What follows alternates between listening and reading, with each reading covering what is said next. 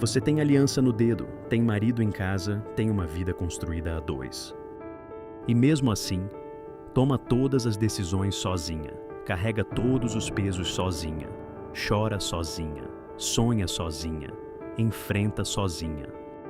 E em algum momento você para e pensa: o que exatamente é diferente de ser solteira? Além do telhado compartilhado e do sobrenome no documento, o que mudou de fato? Essa pergunta, quando ela aparece, é uma das mais assustadoras que um casamento pode produzir, porque ela não vem de uma briga, não vem de uma crise visível, vem de um acúmulo silencioso de ausência, de uma solidão que foi crescendo por dentro enquanto a vida de fora continuava parecendo normal. E eu vou falar sobre ela hoje com a honestidade que ela merece. Existe uma hierarquia de solidões, e a solidão dentro do casamento ocupa um lugar específico nessa hierarquia, um lugar que é ao mesmo tempo o mais doloroso e o mais silencioso. A solidão de quem está solteiro é compreensível, é visível, tem um contexto claro, a pessoa não tem parceiro, quer ter, sente a falta. Isso faz sentido para qualquer um que ouça. A solidão dentro do casamento não tem esse contexto claro, não faz sentido fácil, porque de fora tudo parece estar lá. O marido está em casa, a vida está construída, a estrutura existe. Então quando você diz, ou quando você sente que está sozinha, vem imediatamente a contradição. Como você pode estar sozinha se tem alguém? E é exatamente essa contradição que torna essa solidão tão difícil de nomear. E tão difícil de pedir ajuda, porque pedir ajuda exigiria explicar algo que parece não fazer sentido, que parece ingratidão, que parece exagero. Mas não é exagero, é uma das experiências mais reais que existem. Porque solidão não é ausência de corpo, é ausência de presença real, é ausência de alguém que te vê, te ouve, te conhece e está genuinamente ali, não só fisicamente, mas emocionalmente, mentalmente, humanamente. E você pode ter um corpo ao seu lado toda noite e estar completamente sozinho. Você não acordou um dia casada e solitária. Isso foi acontecendo, em etapas, cada uma delas pequena o suficiente para parecer normal, mas cada uma construindo a próxima. Começou quando você percebeu que ele não perguntava, não sobre o que estava acontecendo dentro de você, não sobre como você estava, de verdade, não como cumprimento. Você começou a guardar coisas, não porque não quisesse compartilhar, mas porque compartilhar não levava a lugar nenhum. Ele ouvia no mínimo, respondia no mínimo, e você aprendeu a não oferecer o que não ia ser recebido.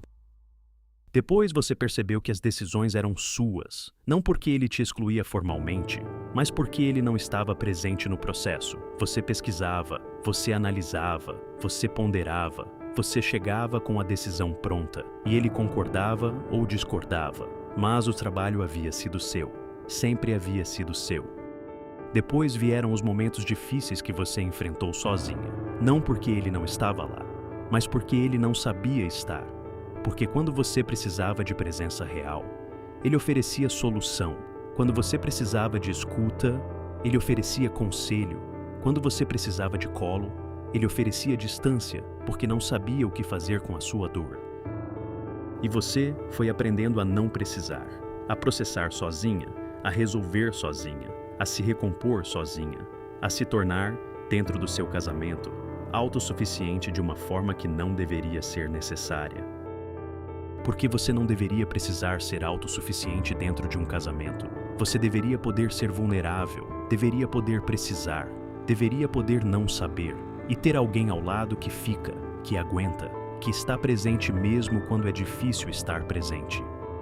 Mas esse alguém não apareceu e você preencheu o espaço que ele deixou, como sempre preenche, porque alguém precisa. E foi assim, decisão por decisão, momento por momento, peso por peso, até que um dia você olha para o casamento e percebe que está vivendo uma vida de solteira, só que com mais responsabilidade, porque a responsabilidade é dividida, mas a solidão é só sua. Aqui está uma pergunta que eu quero que você responda internamente, com honestidade. Quando você imagina um parceiro de vida, o que você imagina? Não o marido ideal da fantasia romântica, não a perfeição, mas o básico, o essencial, o que uma presença genuína ao seu lado deveria significar na prática. Provavelmente inclui alguém que pergunta como você está e espera pela resposta. Alguém que participa das decisões, não só concorda com as que você já tomou. Alguém que está presente nos momentos difíceis, não que foge quando fica pesado. Alguém que te conhece de verdade, não só os hábitos e as preferências, mas o interior. O que você teme, o que você sonha, o que te move. Alguém que faz com que a vida compartilhada seja de fato compartilhada, não dividida em áreas de responsabilidade, compartilhada. Agora olha para o seu casamento e conta quantas dessas coisas estão presentes. Não estou perguntando para te machucar. Estou perguntando por que a distância entre o que você imagina como parceria e o que você está vivendo é a medida da sua solidão dentro do casamento. E medir essa distância com honestidade é o primeiro passo para decidir o que fazer com ela.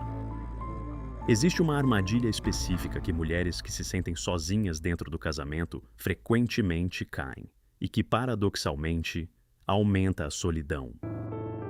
A armadilha da autossuficiência performática. Quando você aprende que não pode contar com ele da forma que precisaria, você desenvolve uma competência de sobrevivência. Você aprende a dar conta, a resolver, a não precisar, a ser forte de uma forma que dispensa qualquer suporte externo.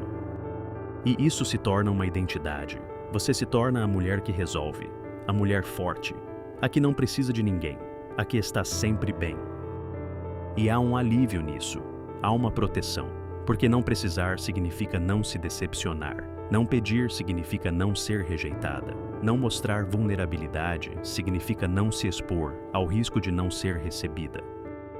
Mas há um custo imenso, porque quanto mais você performa a autossuficiência, menos espaço você cria para que a parceria real possa existir.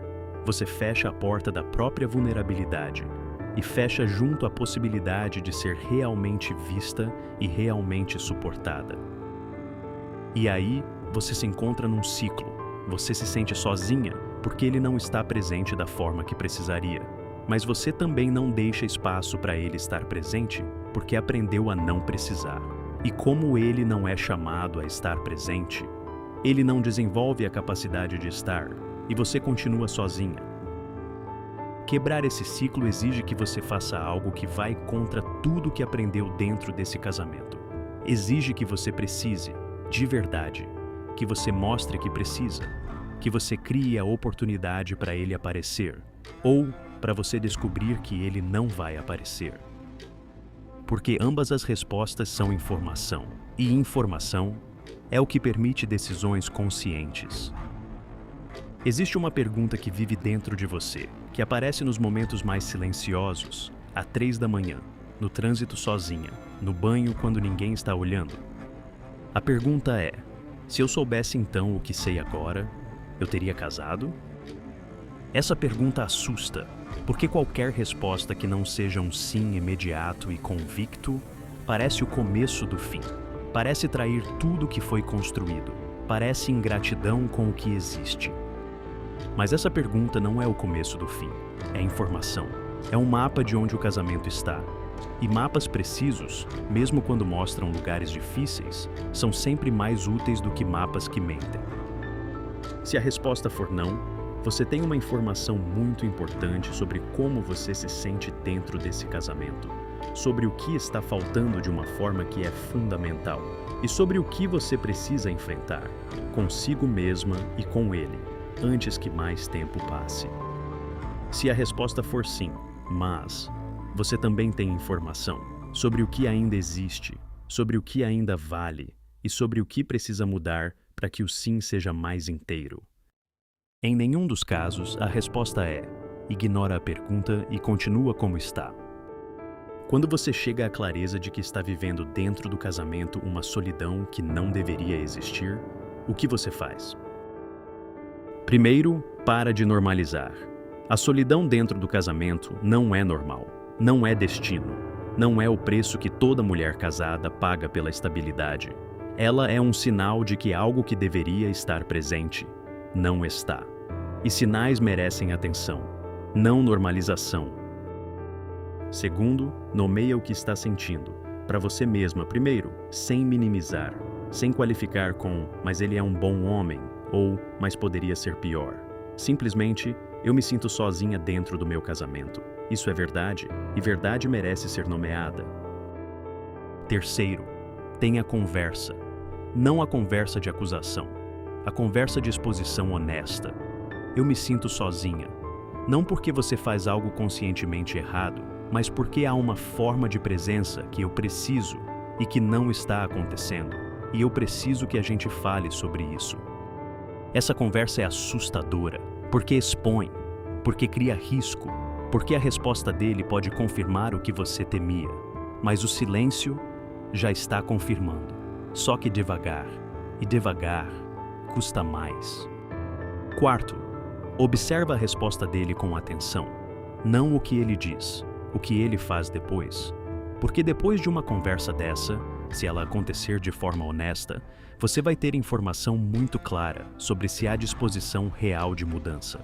Ou se a ausência que você está sentindo é uma escolha, consciente ou inconsciente, mas uma escolha. Quinto, busca suporte fora do casamento, de formas saudáveis. Isso não significa buscar conexão emocional de forma que comprometa o casamento. Significa investir em amizades reais, em terapia individual, em espaços onde você é vista e ouvida, não como substituto do que deveria existir dentro do casamento, mas como sustentação enquanto você trabalha o que precisa ser trabalhado. Existe um patamar de solidão acumulada dentro de um casamento que vai além do que uma conversa, ou uma série de conversas, pode resolver. É quando a ausência durou tanto que você não sabe mais como seria a presença. É quando você se tornou tão autossuficiente que genuinamente não sabe mais o que quer do outro. É quando a distância ficou tão estabelecida que aproximar parece estranho para você e para ele. Nesse ponto, a questão não é mais como resolver a solidão dentro do casamento. É o que você quer fazer com o casamento como um todo. E essa é uma das decisões mais difíceis e mais importantes que você pode tomar. Com tempo, com honestidade, com ajuda profissional se necessário, mas com a clareza de que continuar por inércia não é uma escolha, é a ausência de escolha. E você merece fazer escolhas conscientes sobre a sua própria vida.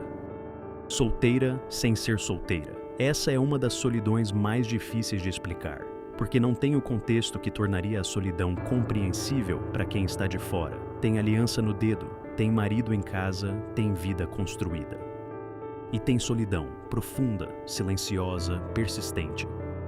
Você não inventou isso, você não está sendo dramática, você não está sendo ingrata.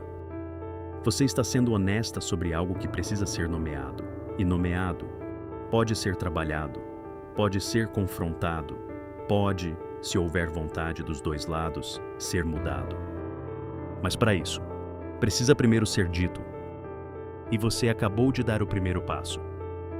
Deixa nos comentários. Você já se sentiu solteira dentro do seu casamento? Como foi? Ainda é assim?